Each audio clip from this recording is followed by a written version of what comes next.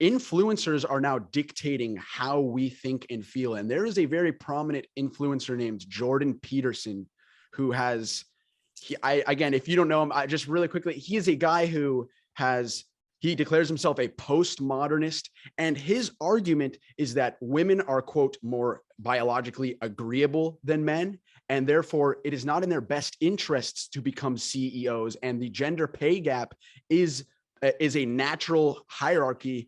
And so this guy has permeated the minds of millions of young men, and I believe he's preying on their fears, their economic fears. And this is a social media problem, but how do you combat these sorts of voices, these doctors and psychologists who just get a giant platform and begin to espouse anti-feminist rhetoric? Well, there are various ways, and this is just a new method of putting women back in their place. This is what it's Yep. all about.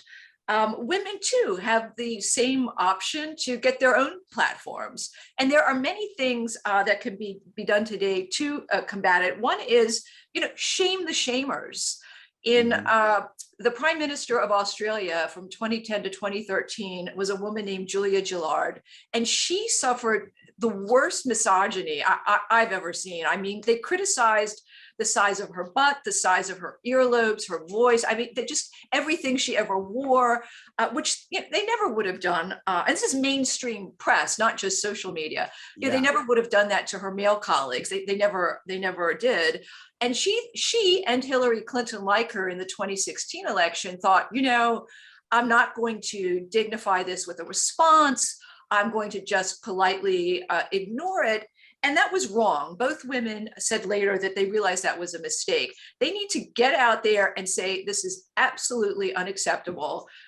This person is a complete sexist and a fool, and fight back. That's one of the more important things that I think women can do.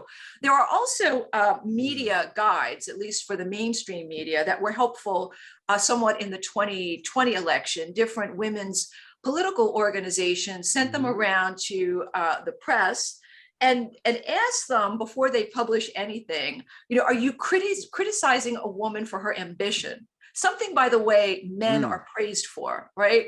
Are you asking who's going to take care of the children? Like, as if, there are no husbands, there are no nannies, like only the children are going to starve if she's in politics.